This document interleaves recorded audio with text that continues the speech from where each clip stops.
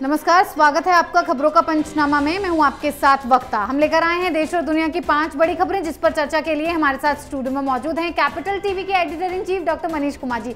Doctor साहब, आपका बहुत बहुत स्वागत है। धन्यवाद। सबसे पहले नजर डालते हैं आज की हेडलाइंस पर। नवनीत राणा को नहीं मिली सेशन कोर्ट से राहत, 29 अप्रैल तक जेल में राणा दंपति। किरीट सोमैया का मुंबई पुलिस पर आरोप, दर्ज की फर्जी एफआईआर, राज्यपाल से करेंगे शिकायत। योगी सरकार का यूपी में सख्ती के साथ एक्शन, धार्मिक स्थलों से लाउडस्पीकर उतारे गए, 17,000 जगहों पर कम हुई आवाज। कांग्रेस और प्रशांत किशोर के बीच नहीं बनी बात, कांग्रेस पार्टी में शामिल होने से पीके ने किया इनकार। पाकिस्तान लौट सकते हैं नवाज शरीफ, 10 साल के लिए जारी किया गया पासपोर्ट।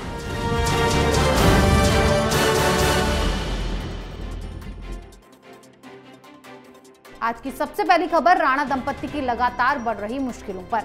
हनुमान चालीसा विवाद में लगे राजद्रोह के केस में नवनीत राणा को सेशन कोर्ट से भी राहत नहीं मिली है। अब उनकी जमानत याचिका पर 29 अप्रैल को सुनवाई होगी। 29 अप्रैल को ही मुंबई पुलिस राणा दंपति की जमानत याचिका पर अपना जवाब सौंपेगी। कोर्ट ने मुंबई पुलिस को 29 अप्रैल तक जवाब देने के लिए कहा है। इसके बाद राणा दंपति की जमानत याचिका पर आगे की सुनवाई होगी। अब मुंबई पुलिस जमानत याचिका पर क्या जवाब देती है, ये बड़ा सवाल है। डॉक्टर साहब, लगातार याचिका खारिज हो रही है, लेकिन मुंबई पुलिस अब क्या जवाब देगी इस पर?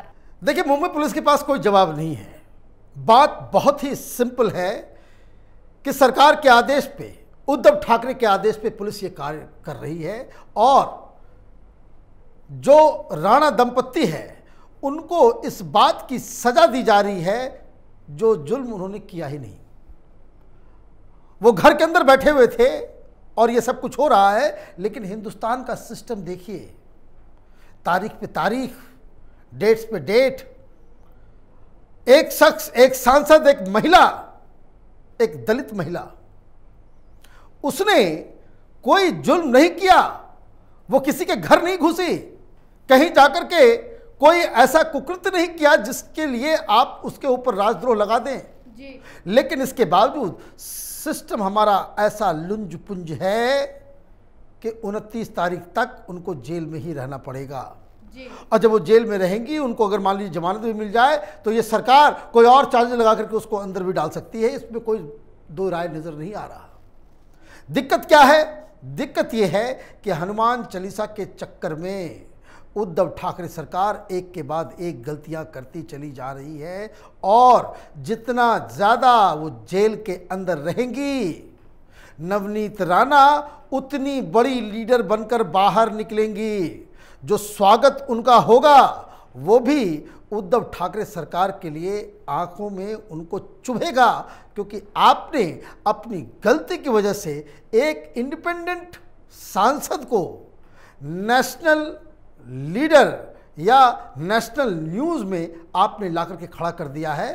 तो अब कोर्ट का तो अपना सिस्टम है, अजीबोगरीब सिस्टम है, लेकिन फिर भी ये सिस्टम है तो है हिंदुस्तान के अंदर में। सुप्रीम कोर्ट में ये मसला जब तक पहुंचेगा, सुप्रीम कोर्ट में इसकी सुनवाई होगी तो दूध का दूध, पानी का पानी होगा। लेकिन फिलहाल महाराष्ट्र में ये कहा जा सकता है कि इन दोनों जो लीडर हैं, नवनीत राणा और उनके हस्बैंड, उनको न्याय नहीं मिलने वाला। जी डॉक्टर साहब, एक तरफ राणा दंपति को लगातार कोर्ट से झटके मिल रहे हैं, तो वहीं दूसरी तरफ किरीट सोमैया ने मुंबई पुलिस पर गंभीर आरोप लगाए हैं। सोमैया आज मुंबई के खार पुलिस स्टेशन में शिकायत दर्ज करवाने गए थे कि उन पर हुए हमले पर फर्जी एफआईआर दर्ज की गई है। एफआईआर की कॉपी पर उनका साइन भी नहीं है। पुलिस ने स्वीकार भी किया कि हमले को लेकर झूठी एफआईआर दर्ज हुई है। पुलिस असली एफआईआर दर्ज करने को राजी हुई, लेकिन बाद में सीएम ठाकरे और पुलिस कमिश्नर संजय पांडे के दबाव में शिकायत दर्ज नहीं की गई। पुलिस ने उनके सामने एफआईआर फाड़ दी। अब इस बात की शिकायत वो कल राज्यपाल से मिलकर करेंगे। डॉक्टर साहब, किरीट सोमैया ने काफी गंभीर आरोप लगाए हैं, उनकी इन आरोपों में कोई सच्चाई है? देखिए, एक के बाद एक गलतियां उद्धव ठाकरे सरकार करती चली जा रही है। किरीट सोमैया एक फाइटर हैं और वो जब उनको मालूम चला कि वो उनके नाम से कोई एफआईआर ऑलरेडी दर्ज हो गया है, जो एफआईआर उन्होंने किया नहीं, कोई साइन नहीं, कुछ नहीं, तो उन्होंने सोशल मीडिया में इसका खंडन किया जी। कि नकली एफआईआर घुमाया जा रहा है और इसके लिए जो मुंबई पुलिस कमिश्नर है वो जिम्मेदार है। वो कंप्लेन कराने के लिए गए खार थाने में जी। तो उन्होंने बताया कि उनके सामने ही वो जो फर्जी एफआईआर था उसको फाड़ के फेंक दिया, बोला जाओ अब जी। इन्होंने कहा कि भाई मेरे नाम से उद्धव ठाकरे के आदेश पे और पुलिस कमिश्नर जायसवाल के आदेश पे इन दोनों ने, और आरोप तो यह भी लगाया कि जो किरीट सोमैया के नाम पे जो साइन किया गया था वो सिग्नेचर जो है वो पुलिस कमिश्नर ने खुद किया जी। और उसके खिलाफ वो शिकायत दर्ज कराना चाह रहे थे, जो पुलिस ने कह दिया हम शिकायत दर्ज नहीं करेंगे। अब ये मसला राज्यपाल के पास जाएगा।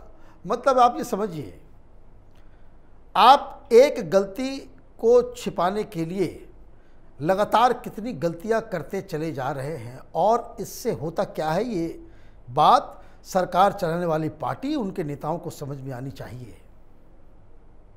डेमोक्रेसी में दम्भ किसी का नहीं चलता, और आज के ज़माने में अगर आपको ये लगता है कि भाई आप पूरी दुनिया को, पूरे देश को, महाराष्ट्र के लोगों को आपने मूर्ख समझ लिया है, तो ये आपकी अक्लमंदी है, महानता है, और क्या कहा जा सकता। लेकिन देश की जनता सब कुछ देख रही है कि किस तरीके से उद्धव ठाकरे, शिवसेना और अघाड़ी सरकार इस पूरे मामले में कायदे, कानून, संविधान को ताक पर रखे हुए है।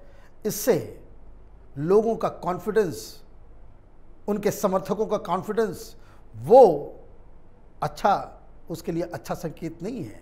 शिवसेना को ये मुद्दा बहुत महंगा पड़ने वाला है। जी डॉक्टर साहब, महाराष्ट्र से लेकर यूपी तक चल रहे लाउडस्पीकर विवाद के बीच योगी सरकार ने एक सख्त कदम उठाया है। योगी सरकार की सख्ती से धार्मिक स्थलों पर लगे 17,000 लाउडस्पीकर्स की आवाज धीमे हो गई है। साथ ही 125 जगहों से लाउडस्पीकर हटा दिए गए हैं। सरकार ने यूपी में मंदिर हो या मस्जिद, सभी धर्म स्थलों पर तय मानकों के मुताबिक लाउडस्पीकर को कम आवाज में बजाने को कहा है। नियमों का उल्लंघन पाए जाने पर इन्हें उतारने का आदेश दिया गया है। राज्य में अब तक 100 से अधिक लाउडस्पीकर उतारे जा चुके हैं, जबकि हजारों की आवाज कम हो चुकी है। डॉक्टर साहब, योगी सरकार का ये फैसला कितनों को चुभ रहा होगा और आगे क्या होगा? देखिए, एक खबर साथ में मैं आपको बता दूं, महाराष्ट्र में ये संजय राउत बहुत ही ज़्यादा यूपी का नाम ले रहे थे।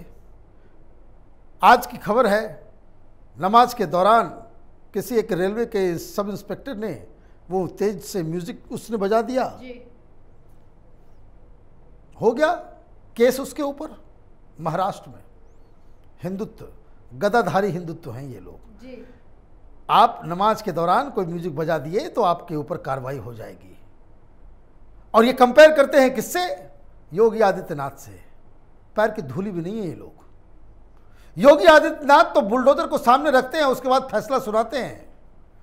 वहां किसी की हिम्मत नहीं पड़ती कि हनुमान जयंती या हिंदुओं की कोई शोभा यात्रा गुजर रही हो तो कोई पत्थर मारने की कोशिश करे। वहां तो मौलवी मौलाना फूल डालते हुए नजर आ रहे हैं आजकल जी। तो सुप्रीम कोर्ट का आदेश है, और संजय राउत ने कहा था कि भाई यूपी में पहले बंद कराओ, तो यूपी में बंद हो गया। तमाम मस्जिदों को कह दिया गया कि भाई आवाज बाहर नहीं आनी चाहिए। सुप्रीम कोर्ट का आदेश है, ये मशीन है, 50 डेसिबल से ऊपर गया नहीं कि फिर बुलडोजर चलेगा कि डंडा चलेगा वो पता नहीं, कार्रवाई बिल्कुल होगी। तो 17,000 इस तरह के जगहों में, ज़्यादातर उसमें मस्जिदें हैं, वहाँ साउंड कम, और कई सारे लोगों ने लाउड स्पीकर उठा करके रख ही दिया कि क्यों अपना दिमाग जो है अंडर प्रेशर रखें। योगी की सरकार है, पता नहीं कब कहाँ से कोई बुलडोजर जो है मस्जिद की दीवार में आकर टकरा जाए, पता नहीं। इसलिए सुप्रीम कोर्ट के आदेश का पालन कैसे कराया जाता है, उद्धव ठाकरे सरकार को योगी आदित्यनाथ से सीखनी चाहिए। जी डॉक्टर साहब, एक तरफ योगी सरकार एक्शन में है तो वहीं दूसरी तरफ कांग्रेस और पीके के बीच बातचीत फाइनल नहीं हो पाई है। कल सोनिया गांधी ने कई बड़े नेताओं के साथ मीटिंग की थी। प्रशांत किशोर को पार्टी में शामिल करने को लेकर कुछ नेताओं को आपत्ति थी, जिसके बाद कांग्रेस अध्यक्ष सोनिया गांधी ने कहा था कि प्रशांत को कोई विशेष ट्रीटमेंट नहीं दिया जाएगा। पार्टी ने यह पीके पर छोड़ दिया था कि वो पार्टी में शामिल होंगे या नहीं, लेकिन पीके ने ट्वीट करके ये साफ कर दिया कि वो पार्टी में शामिल नहीं होंगे। डॉक्टर साहब, पीके ने जो कुछ भी कहा है वो कितना सही है कि पार्टी को नेतृत्व और सामूहिक इच्छा शक्ति की जरूरत है? भाई, आपका जो काम है वो काम करना चाहिए। आप इलेक्शन मैनेजर का काम करते हो, पॉलिटिकल पार्टी से, नेताओं से पैसे लेते हो, उसके इमेज मेकओवर के लिए आप अपनी कीमत लेते हो, वही दायरा ठीक है। मेरा शुरू से मानना है कि हिंदुस्तान की डेमोक्रेसी में ये प्रशांत किशोर जैसे लोग ये कोरोना वायरस से भी डेडली हैं। अंदर अंदर डेमोक्रेसी को खोखला कर रहे हैं, और जो लोग खोखला हो जाते हैं, जो लीडर बिल्कुल अंडर कॉन्फिडेंट हो जाता है, उनको ही ऐसे लोगों की सेवाएं की ज़रूरत पड़ती है। सोनिया गांधी ने बुला लिया। भाई, सोनिया गांधी को यह भी समझ में आना चाहिए था, कांग्रेस पार्टी को भी समझ में आना चाहिए था कि 1 महीना पहले यही शख्स कांग्रेस पार्टी को कौन कौन सी गालियां नहीं दे रहा था। कांग्रेस पार्टी के खिलाफ ममता बनर्जी को प्रधानमंत्री बनाने के लिए, अपोजिशन का एकमात्र चेहरा प्रधानमंत्री का उम्मीदवार बनाने के लिए ये कहां कहां मीटिंग्स नहीं कर रहा था, मीडिया में स्टोरी प्लांट करवा रहा था। तो खैर, कांग्रेस पार्टी की तो बुद्धि भ्रष्ट हुई ही है। आपने निमंत्रण दे दिया, बुला दिया उनको, ये कहा कि भाई आप आ जाइए, कांग्रेस पार्टी ज्वाइन कर लीजिए। लेकिन शर्त ये रख दी कि अगर आप कांग्रेस पार्टी में ज्वाइन करते हो, अगर हमारे लिए काम करते हो तो कांग्रेस पार्टी ज्वाइन करो, और कांग्रेस पार्टी अगर ज्वाइन करते हो तो फिर ये जो तुम्हारा धंधा चल रहा है पूरे देश में, कभी नीतीश कुमार तो कभी केजरीवाल तो कभी शिवसेना, कभी टीआरएस, कभी कुछ कभी डीएमके, ये जो सबसे पैसे लेकर के ये जो धंधा तुम्हारा है आईपैक का, उसको बंद करना पड़ेगा। आप कांग्रेस में शामिल हो जाइए, आपको ओहदा दिया जाएगा, आपको रिस्पॉन्सिबिलिटी दी जाएगी, आपकी सारी शर्तें मान ली जाएंगी। लेकिन हमारी एक शर्त है कि अगर आप कांग्रेस में काम करेंगे तो ओनली कांग्रेस के लिए ही काम करेंगे।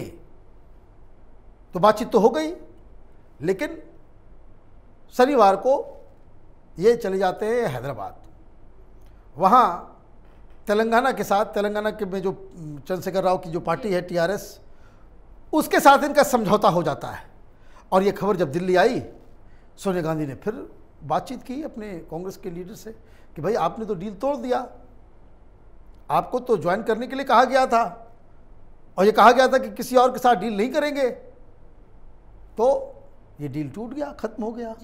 और डील खत्म हो गया तो इसने स्टोरी प्लांट कर दी मीडिया में। सारे लोग कहने लगे प्रशांत किशोर ने ठुकरा दिया डील को। अरे भाई, ठुकराएगा डील को किस तरीके से? आपको दिया ही गया था कि भाई आपको अगर ज्वाइन करना है तो किसी और के साथ संबंध नहीं रखना है। भाई, एक खिलाड़ी एक ही टीम से खेलेगा ना, कि एक खिलाड़ी 10 टीम से खेलेगा? ये 10 टीम से खेलना चाहता है, माल कमाना चाहता है, तो खैर माल कमाने का अधिकार है उसका कंपनी है, वो लोग उसकी सहायता लेते हैं। लेकिन दोनों चीज़ तो नहीं होगा, तो इसलिए उनको बाहर का रास्ता दिखाया गया, और इसने मीडिया में स्टोरी को ट्विस्ट कर दी कि भाई हमने ऑफर को ठुकरा दिया। खत्म कहानी यहीं पे हुई। अब प्रशांत किशोर किसी और के पास जाएंगे, ममता बनर्जी ने भगा दिया, अब कांग्रेस ने भी भगा दिया, अब किसी और के पास पहुंचेंगे, उनको भी प्रधानमंत्री बनने का सपना दिखाएंगे, अपना दुकान चलाएंगे। All the best to him. लेकिन कांग्रेस पार्टी एक बहुत बड़ी मुसीबत से अपने आप को बचाने में कामयाब हुई है। जी डॉक्टर साहब, पाकिस्तान के पूर्व प्रधानमंत्री और पीएमएलएन पार्टी के सुप्रीमो नवाज शरीफ के ईद उल फितर के बाद लंदन से स्वदेश लौटने की उम्मीद है। दरअसल उनको 10 साल के लिए पासपोर्ट जारी किया गया है। पाकिस्तान की नई सरकार ने गृह मंत्रालय को निर्देश दिया था कि नवाज शरीफ और पूर्व वित्त मंत्री इशाक डार का पासपोर्ट नया बनाया जाए। नवाज शरीफ के छोटे भाई शहबाज शरीफ के देश का नया प्रधानमंत्री बनने के बाद ये काम हुआ, जबकि इमरान सरकार ने नवाज शरीफ के पासपोर्ट का नवीनीकरण करने से साफ इनकार कर दिया था। डॉक्टर साहब, नवाज शरीफ की लंदन से अचानक वापसी हो रही है इतने समय बाद, आखिर कारण क्या है? देखिए, पिछली बार जब वो प्रधानमंत्री थे पाकिस्तान के, तो इमरान खान, वही मैं बार बार कहता हूं, ये इमरान खान पाकिस्तान का केजरीवाल है। जिस तरह से केजरीवाल जब दिल्ली में चुनाव जीता, लोगों को बेवकूफ़ बनाया, तो वो एक अंबानी का बैंक अकाउंट नंबर सबको दिखाता था कि मेरे पास बैंक अकाउंट नंबर है ना। अब वो कागज़ कहाँ है पता नहीं, कहाँ वो चला गया, कहाँ केजरीवाल ने उसको सुरक्षित स्थान पर रख दिया। सरकार बन गई लेकिन कोई फ़ोन नंबर सामने नहीं आया। ठीक उसी तरीके से कि मेरे पास बहुत मोटी फाइल है शीला दीक्षित की, मुख्यमंत्री बनते ही उसको जेल में डाल दूंगा, वो फाइल पता नहीं कहाँ गायब हो गई। उसी तरीके से इमरान खान ने भी जब पाकिस्तान में कैंपेन शुरू किया था तो एक तो नवाज शरीफ के साथ अन्याय हो गया। प्रधानमंत्री मोदी अफगानिस्तान से आ रहे, वहाँ पे उतर गए, जाकर के मिलाए, तो इमरान खान के पास से कहने को हो गया कि मोदी का यार पाकिस्तान का गद्दार, तो ये नाराबाजी वहाँ शुरू हो गया। और नवाज शरीफ के ऊपर आरोप लगाए गए, भाई पनामा पेपर लीक में उसका नाम आ गया तो इतने करोड़ का घोटाला हो गया, तो ये हो गया तो वो हो गया। और ये कहा कि भाई सरकार बनने के साथ ही हम जो है एक नए ढंग से इसकी तहकीकात करेंगे, तमाम जो पाकिस्तान को लूटने वाले लोग हैं उनको जेल के अंदर डालेंगे। तो हालांकि कुछ था नहीं, एक आदमी को भी सजा हुई नहीं। तो नवाज शरीफ प्रधानमंत्री पद से हारे तो कोर्ट कचहरी में केस होने लग गया, तो जेल डालना, तो पकड़ना, अंदर डालना, ये सारा काम शुरू हो गया।